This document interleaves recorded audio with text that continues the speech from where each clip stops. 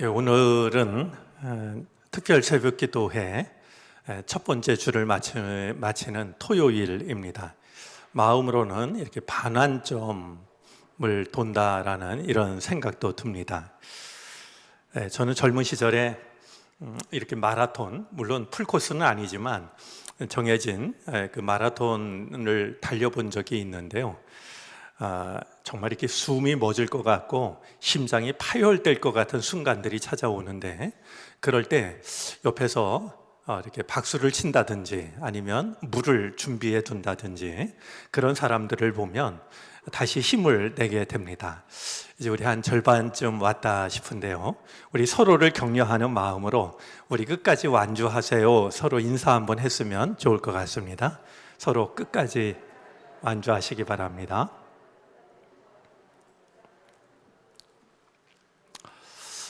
사실 오늘 좀 궁금했더랬습니다. 오늘 토요일인데 우리 교우들이 토요일 어디 밖으로 나가서 더 많이 참석 못 하시는 거 아닐까, 혹은 토요일 이어서 시간을 내서 이렇게 참여하는 분들이 있지 않을까, 어떤 교우들이 더 많을까, 이렇게 궁금했더랬습니다. 한 가지 광고 삼아 말씀을 드리면요, 다음 주 토요일이 이제 특별 수요기도를 마치는 마지막 날이지만, 사실은 다음 주 토요일은 성토요일이기도 합니다. 성금요일에 주님이 십자가에 달리시고 토요일 무덤에 계시고 이제 주일 아침에 새벽에 부활을 하시죠. 그래서 다음 주 특별 새벽기도회를 마치는 다음 주 성토요일 새벽에 저희가 성찬식을 가지려고 합니다. 물론 부활주일에 해도 좋겠지만, 부활주일에는 칸타타가 준비되어 있고 또한 세례 예식도 있습니다. 그래서 우리 성토요일이기도 하고 우리 특별 새벽기도를 마치는 날이기도 해서 다음 주 토요일에는 저희가 성찬식을 갖고 말씀을 나누려고 하는데요, 그런 점에서 여러분들이 다음 주 토요일에 오실 때는 가능하면 한번 가족들과 동행하셔도 좋을 것 같습니다. 다른 날은 참여하지 못했다 할지라도 우리 마치는 날, 특별히 성토요일 또 성찬 예식이 있는 날 함께 오셔서 우리 특별 새벽기도회를 마감할 수 있었으면 좋겠다 하는 생각을 하게 됩니다. 제가 이렇게 말씀을 드리는 것은 마지막 그 날을 좀 더 성대하게 이런 의미가 아니고요, 우리가 단 하루라도 구별된 마음으로 새벽 예배에 참여하는 경험은 오래 갈 수 있습니다. 특별히 우리 어린이들, 학생들, 청년들, 내가 무슨 새벽 기도회를 할까 이렇게 생각했던 이들이라 할지라도 한번 참여하면 그게 기억 속에 남아가지고요, 내가 하나님께 기도하는 것이 얼마나 소중한지를 그 기억을 통해서 떠올리게 됩니다. 그러니까 다음 주 토요일에는 혹시 가능하다라고 하면 우리 자녀들, 손자, 손녀들 한번 일깨우셔서 같이 참여하시고 특별 새벽 기도회도 마치고 또 성찬도 함께 나누고 이런 은혜를 누릴 수 있었으면 좋겠습니다. 오늘은 4월 첫날입니다. 하필이면 만우절이라고 이런 이제 그 이름이 붙은 날인데요, 이 4월 한 달 주님께서 우리 삶의 주인이 되어 주시기를 바랍니다. 이 4월을 두고서 북미 원주민 인디언들은요, 생의 기쁨을 누리게 하는 달, 그러니까 꽃들이 피어나고 싹들이 눈을 뜨는 이런 것을 보면서 생의 기쁨을 누리게 하는 달, 이렇게 이야기를 했고, 체로키족의 말이 참 인상 깊은데요, 머리 밑에 씨앗을 두고 자는 달, 이렇게 말했습니다. 그러니까 어서 날이 밝으면 씨앗을 심고 싶은 마음 때문이었겠죠. 머리 밑에 씨앗을 두고 자는 달, 이렇게 말했는데 우리에게도 4월이 그런 달이 되었으면 좋겠습니다. 어서 날이 밝으면 사랑과 희망의 씨앗을 심어야지. 그렇게 마음이 설레는 달이 되어졌으면 좋겠고요. 우리가 심는 그런 사랑과 희망의 씨앗이 우리들의 삶을 회복시키는, 그래서 생의 기쁨을 누리게 하는 달이 되어지기를 바랍니다. 오늘도 정성스레 준비한 우리 기도와 찬양 감사를 드립니다. 우리가 이번 특별 새벽 기도회를 통해서 12제자 이야기를 나누고 있습니다. 12제자 이야기를 나누는 것은 과연 12제자들은 어떤 삶을 살았는가라고 하는 것을 배우기 위해서이기도 하지만, 나는 어떻게 주님의 제자가 될 수 있을까 하는 것을 생각하기 위해서이기도 합니다. 과연 주님께서 나를 쓰신다라고 하면 나의 어떤 점을 사용하실까? 이것을 돌아보는 의미도 있습니다. 우리가 부르는 찬송 중에 부름받아 나선 이 몸 어디든지 가오리다 라는 찬송이 있습니다. 괴로우나 즐거우나 주만 따라 가오리다. 신학교 가기 전에 가장 많이 부르고요, 신학교 1학년 때 가장 뜨겁게 부르는 찬송입니다. 이제 아쉬운 건 4학년쯤 되면 이 찬송을 부르는데 자신이 없어진다는 게 이제 문제이기도 하지만요. 이 찬송의 가사 마지막 절 3절에 보면 이런 가사가 있습니다. 이름 없이 빛도 없이 감사하며 섬기리라. 이름 없이 빛도 없이 감사하며 섬기리라. 가사는 참 좋은데요, 실천하기가 만만치 않습니다. 이름이 드러나야, 내가 영광의 빛을 받아야 그래도 뭘 해야지, 이런 마음이 우리에게 있기가 쉬운데요. 자, 이름 없이 빛도 없이 감사하며 섬긴 사람들이 있는데요, 예수님의 제자들 중에도 그런 사람들이 있습니다. 신약 성경에서 12제자 명단을 소개하고 있는 곳이 모두 4곳입니다. 마태복음 10장, 마가복음 3장, 누가복음 6장, 그리고 오늘 우리가 읽은 사도행전 1장이 됩니다. 자, 그런데 이 12제자를 소개하는 곳 외에, 이 지금 말씀드린 4곳 외에 다른 곳에 이름이 한 번도 등장하지 않는 제자들이 있습니다. 그러니까 12제자 명단에는 있는데 다른 곳에서는 전혀 찾아볼 수가 없는 그런 제자가 3명이 있습니다. 알페오의 아들 야고보, 열심당원 시몬, 그 중에 한 사람이 오늘 우리가 생각하려고 하는 바돌로메입니다. 이 바돌로메라는 이 이름은 12제자 명단 외에는 어떤 활동을 했는지 어디에서도 찾아볼 수가 없는 것이죠. 하지만 생각을 해보면 찬송가 가사처럼 이름 없이 빛도 없이 감사하며 섬기리라, 여기에 해당하는 이들은 오히려 이런 이름도 없는 제자들이 아니었을까? 이런 국민 묘지에 가면은요, 이름을 대면 알만한 그런 위대한 용사들만 있는 게 아니라 묘역 한켠에는 무명 용사 무덤이 있습니다. 오히려 마음이 숙연해지는 곳은 무명 용사들이 묻힌 곳 아니겠습니까? 그들이야말로 이름 없이 빛도 없이 나라를 하나밖에 없는 자기의 생명을 바친 사람들이기 때문에 오히려 그들 앞에 서면 그들의 희생에 더 마음이 숙연해지곤 합니다. 저는 예수님의 제자들도 마찬가지라는 생각을 하게 됩니다.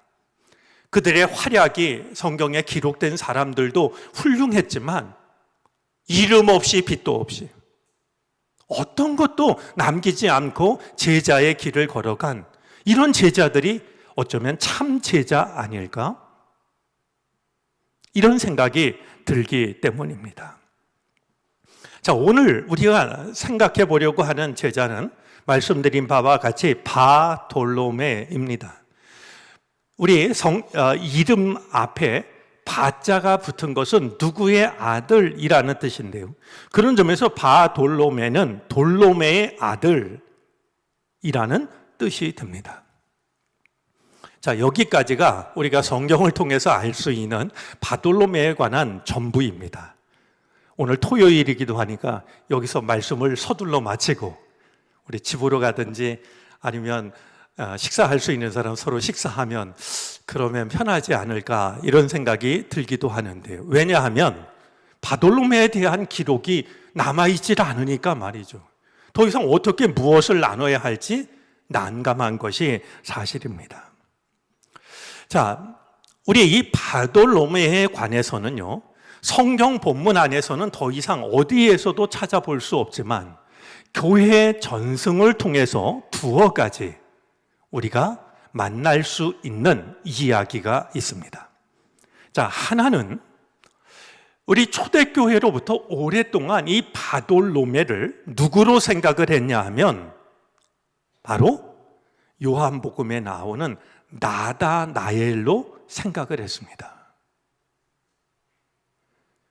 12 제자 목록 외에 어디에서도 찾아볼 수 없는 이 바돌로메가 바로 나다나엘과 동일 인물이 아닐까 이렇게 생각을 해왔던 겁니다. 그럴 만한 근거가 이렇게 분명한 근거는 아니지만 희미한 근거가 아주 없는 것은 아닙니다. 자, 우리가 몇 가지를 확인해 보면은요, 나다나엘이라는 이름은 12 제자를 소개하는 명단에는 어디에도 등장을 하지가 않습니다. 그런데요, 우리 12 제자의 명단이 마태, 마가, 누가복음에는 담겨져 있는데요, 요한복음에는 없습니다. 그런데 이 제자 명단이 없는 이 요한복음에는 바돌로메가 어떤 일을 했는지는 한 번도 담겨 있지 않고 오히려 나다나엘이라는 이름이 6번 등장을 합니다. 자, 여기까지도 별로 이렇게 연관성을 느끼기가 어렵습니다. 그런데요, 공간 복음서에 기록된 12 제자 명단을 보면은요, 이 바돌로메는 언제라도 빌립이라는 제자 옆에 소개가 됩니다.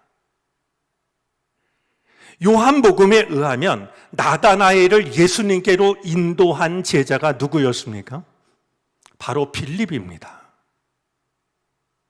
빌립이 나다나엘과 친구였을 것으로 여겨지고요, 빌립이 예수님을 만난 뒤에 이분이 메시아라는 사실을 알게 되었을 때 자기의 친구를 예수님께 데려와서 예수님의 제자가 된, 그래서 부활하신 후 갈릴리 바닷가에서 예수님이 도망친 제자들을 만났을 때 그때 그 자리에 있었던 제자 명단 중에 나다나엘이라는 이름이 있는 말이죠.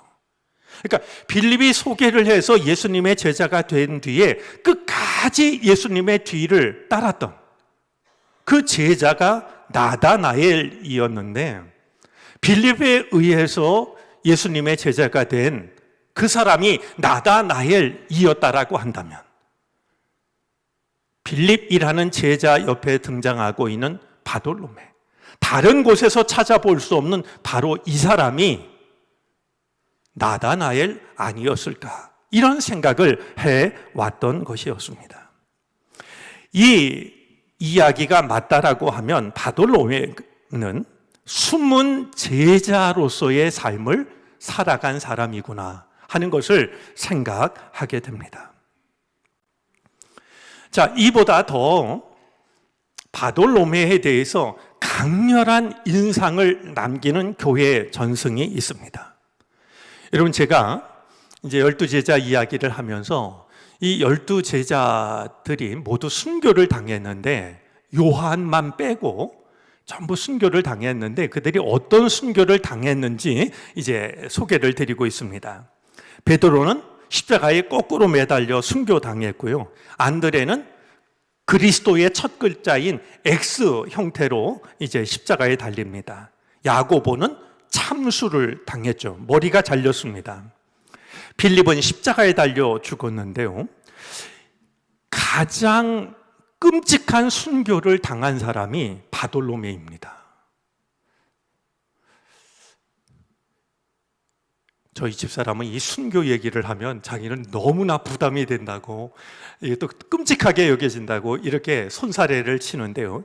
이제 이 순교 이야기를 하는 것은 저는 몇 가지 의미가 있다라고 생각합니다. 좀 부담되는 것은 사실이지만,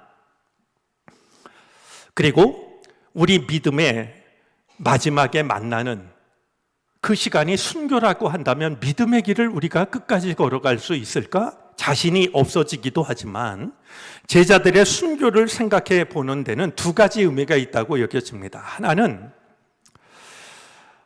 우리가 평안한 시대에 살고 있다는 것을 확인하며 감사하는 겁니다. 정말 이 어려운 시대에 믿음을 지킨 분들도 있었는데 그분들 덕분에 우리가 평안한 시대에 믿음의 길을 가고 있다는 걸 감사하게 되죠. 또 하나는 오늘 나에게 순교는 어떤 의미일까?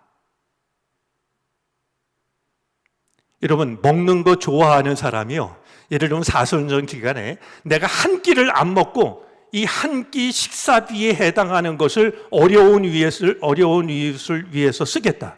저는 그것도 순교라고 생각합니다. 오늘 우리에게 순교는요, 손해를 감수하는 게 순교고요, 불편을 감수하는 게 손해일 수 있습니다. 뭐 십자가에 거꾸로 매달리고 목이 자리고 이건 아니지만 이분들의 은혜로 편안한 시대에 살고 있기 때문에 이런 순교가 우리를 기다리고 있는 건 아니지만 믿음을 위해서 내가 불이익을 받아들이는 것, 그리고 불편을 이겨내는 것, 이런 것들이 다 우리에게는 순교에 해당이 될 것이라 여겨집니다. 그러니 우리가 이 순교를 통해서 나에게 순교는 어떤 의미를 가지고 있는 걸까? 이걸 돌아보는 것도 의미 있는 일이라고 생각을 합니다. 교회 전승에 의하면 바돌로메는 메소포타미아를 넘어서 인도까지 복음을 전한 것으로 알려졌는데요, 그의 주 선교 무대는 아르메니아 지역이었습니다. 이 바돌로메는 아르메니아 알비노에서 순교를 당하게 되는데요, 이 바돌로메의 순교가 너무나도 강렬해가지고요, 예술 작품 속에도 등장을 합니다. 하나는 그림이고 하나는 조각인데요, 먼저 우리 그림을 우리가 생각해 보도록 하겠습니다. 시스타나 성당에는 미켈란젤로가 그린 아주 멋진 의미 있는 그림들이 이제 여러 그림들이 있는데요, 그 중에 하나가 최후의 심판이라는 그림입니다. 그냥 말로만 설명하는 것이 좀 부족하다 여겨져서 멀리서 잘 보긴 어렵겠지만 그래도 한번 그림으로 제가 잠깐 소개를 해드리겠습니다. 우리 그림을 한번 띄워주겠습니까?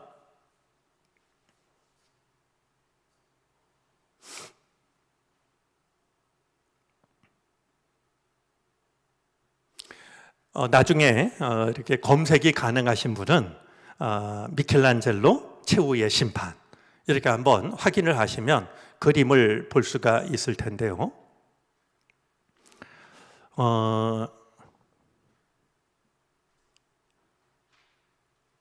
제가 그림이 뜨는 사이에 잠깐 설명을 하겠습니다. 그림 중앙에는요, 심판자이신 예수님이 계십니다.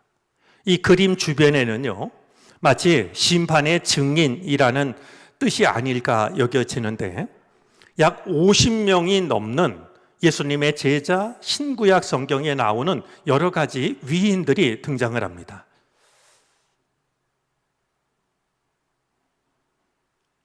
아마 흐릿하게 보일 텐데요. 중심에 있는 분이 그리스도 예수님이시고요. 자, 그런데 이렇게 그 예수님 바로 아래를 보면 두 사람이 그려져 있습니다. 자, 우리가 볼 때 왼쪽에 있는 사람이 누구냐 하면 성 라우렌티우스인데요. 로렌스라고도 부르는 사람입니다. 왜 저 사람이 그려졌냐 하면은요, 로마 집정관이 이 로렌스를 찾아와 가지고 교회의 전 재산을 로마에 헌납할 것을 명령합니다.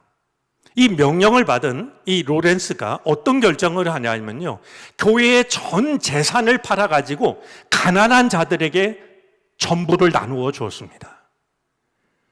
이것을 바치기로 한 날 이 로렌스는 병든 사람, 가난한 사람, 자기가 도와줬던 그 사람들을 데리고 로마 집정관을 만납니다. 그래서 재산을 가지고 왔느냐라고 묻는 그에게 이것이 교회의 전 재산입니다. 참 생각하면 눈물겨운 대답입니다. 이것이 교회의 전 재산입니다. 이야기를 했습니다. 화가 난 이 로마 집정관이 로렌스를 죽이는데요. 어떻게 죽였냐 하면 석쇠, 불이 달궈진 석쇠 위에 올려서 구워 죽입니다. 그래서 그림을 보면은요,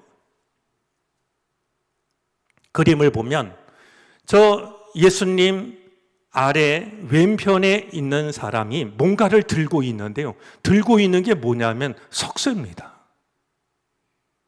그의 죽음이 어떤 죽음이었는지를 미켈란젤로는 그림으로 남긴 거예요. 자, 그런데 우리가 볼 때 이제 오른쪽에 있는 사람이 있지 않습니까? 자, 그가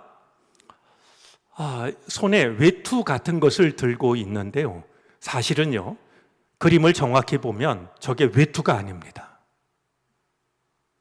저 사람 몸에서 벗겨낸 살가죽입니다. 날카로운 칼로요, 머리끝부터 발끝까지 살아있는 사람을요, 생가죽을 벗겨냅니다. 그런 뒤에 죽였는데요, 바로 저 오른편에 있는 사람이 바돌로메입니다.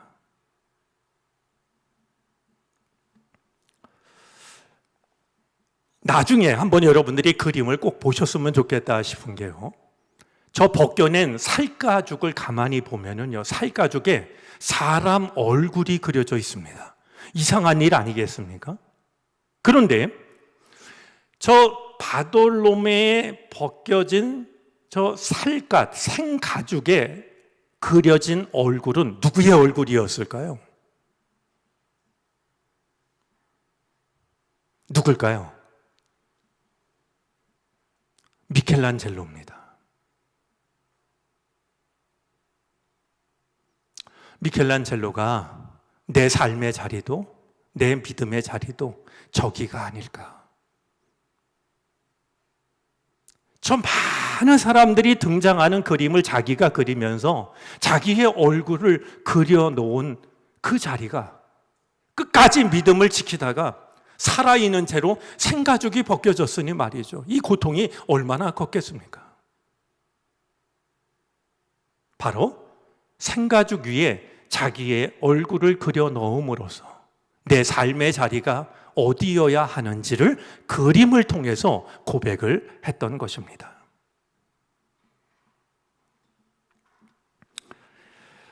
자, 이제 또 하나의 작품을 저희가 보도록 하겠습니다. 이번에는 조각 작품인데요.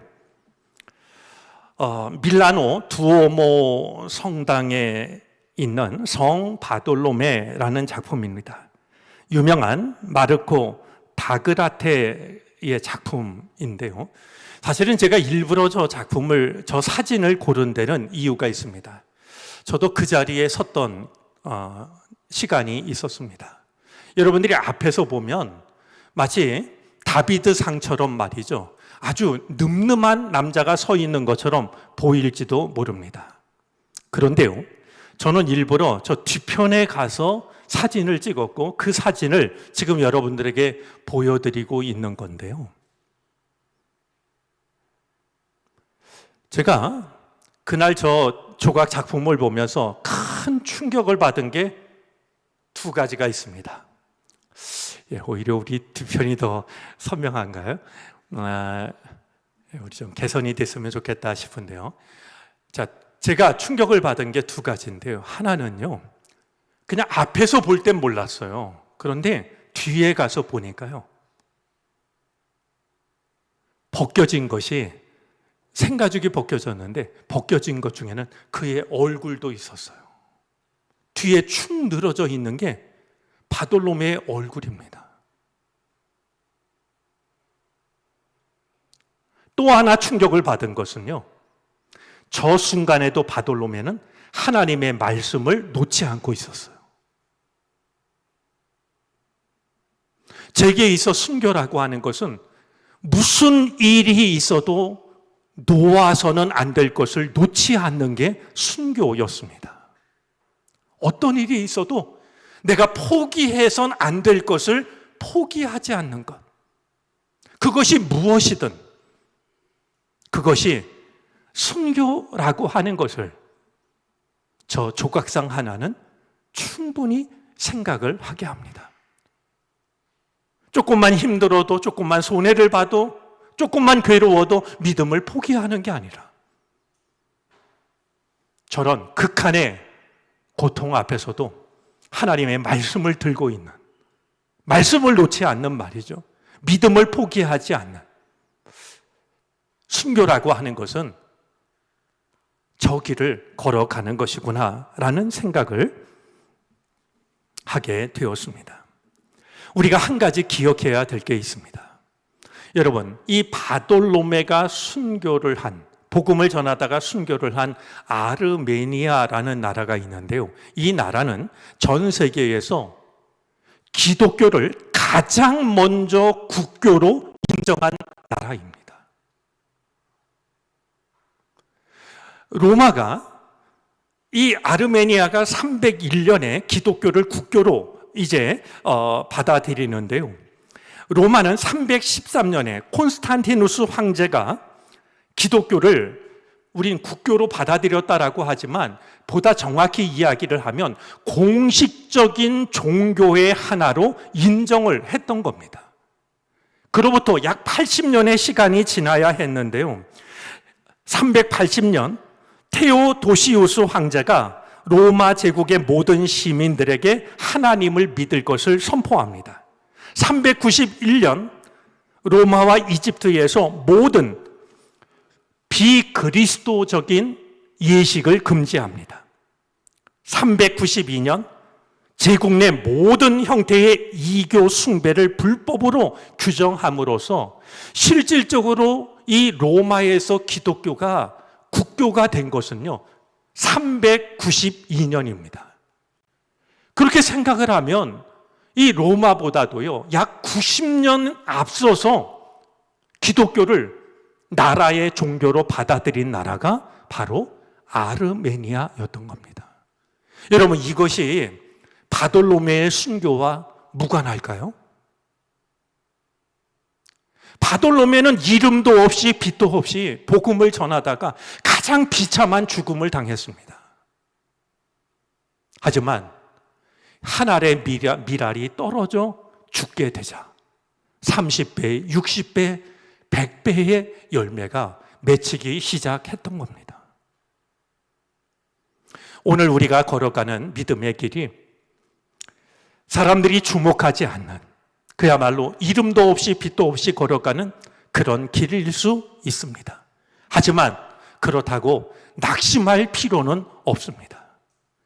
우리가 무명의 삶을 살아간다 할지라도 한 알의 밀알이 되게 될 때 우리의 가정이, 우리가 살아가는 이 사회가, 그리고 우리나라가 하나님을 믿는 놀라운 변화가 얼마든지 가능할 수 있을 겁니다. 그것을 보여주는 산 증인이 바로 이름 없이 빛도 없이 살아갔지만 한 나라를 하나님을 믿는 나라로 변화시켰던 바돌로메를 통해서 확인하게 됩니다. 여러분들을 통해서 여러분의 가정이 구원받을 수 있게 되기를 바랍니다. 여러분들을 통해서 여러분들의 집안이 하나님을 믿는 집안으로 달라질 수 있기를 바랍니다. 여러분들을 통해서 여러분들의 친구들이 하나님을 믿는 친구들로 변화될 수 있기를 바랍니다. 그럴 만한 능력이 없다고 좌절하지 마시고요. 또 하나의 바돌로메가 되면 됩니다. 내가 할 수 있는 작은 순교, 하지만 그것을 통해서 내가 속한 내 삶의 공동체가 얼마든지 달라질 수 있다는 것을 마음에 품고 그 길을 걸어갈 수 있는 우리 모두가 되어질 수 있기를 바랍니다. 기도하겠습니다.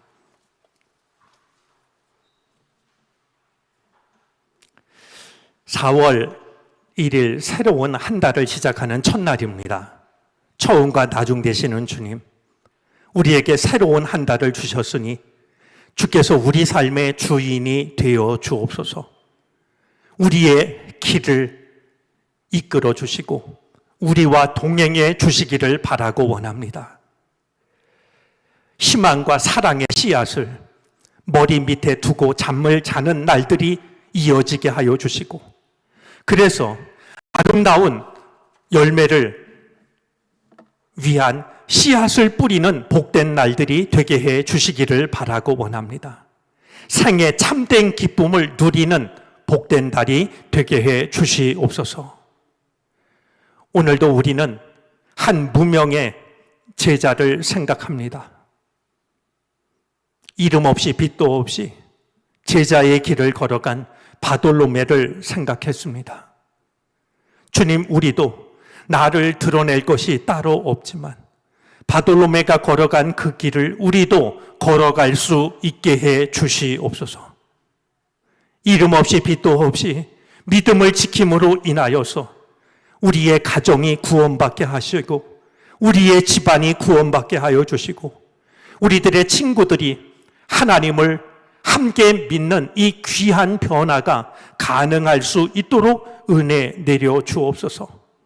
내가 맞이해야 할 나의 순교가 무엇인지를 돌아보게 하여 주시사 그것이 손해라면 손해를 감수하게 하여 주시고 불편이라면 그 불편을 감내하게 하여 주셔서 우리 또한 숨은 제자로 무명의 제자로 살게 해 주시기를 간절히 바라고 원합니다. 이제 고난주간을 시작합니다. 우리의 마음과 우리의 걸음이 주님과의 거리를 더 좁힐 수 있게 하여 주시고 앞서 십자가를 지고 가시는 주님을 따라 나에게 맡겨주신 십자가를 달게 지고 주님을 따를 수 있게 하여 주옵소서. 특별히 다음 주 토요일 성토요일을 맞아 저희가 성찬 예식을 갖고자 합니다. 주여, 우리가 구별된 마음으로 주님을 우리 안에 모시는 복된 시간이 되게 해 주시옵소서. 오늘도 우리의 어려운 이웃들, 고난을 당하고 있는 열방들을 생각하며 귀한 예물을 주님께 드립니다. 주여, 받아주시옵시고 우리의 힘들고 어려운 이웃들, 고난을 당하고 있는 이웃들, 그들에게 따뜻한 위로와 희망의 손길로 전해질 수 있게 해 주시옵소서. 주님을 생각하고 이웃을 사랑하는 그 손길을 주님이 축복해 주시기를 바라고 원합니다. 오히려 사랑을 베풀고도 더욱 채우시는 하나님의 은혜를 경험하게 해 주시옵소서. 지금은 우리 구주 예수 그리스도의 크신 은혜와 하나님 아버지의 무한하신 사랑하심과 도우시고 이끄시는 성령의 은총이 하루의 처음 시간, 한 달의 처음 시간 주님께 바치며 주님을 의지하고 사랑하는 우리 모든 주님의 백성들 머리 위에 이제로부터 영원토록 함께 계시옵기를 간절히 축원하옵나이다. 아멘.